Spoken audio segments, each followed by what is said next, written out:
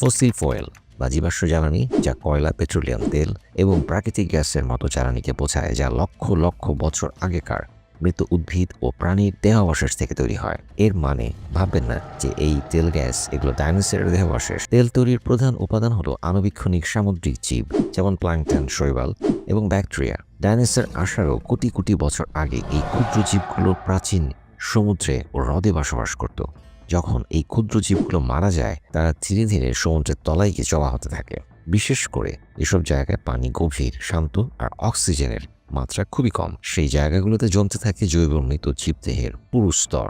এরপর এর উপরে জমতে থাকে পলি, কাদা এবং বালির স্তর, যার ওজন কয়েক মিলিয়ন টন পর্যন্ত হতে পারে। এর ফলে জৈব স্তরে অক্সিজেনহীন অ্যানারক্সিক পরিবেশ তৈরি হয়। অক্সিজেন না থাকায় সাধারণত ব্যাকটেরিয়া এগুলোকে পুরোপুরি পচাতে পারে না।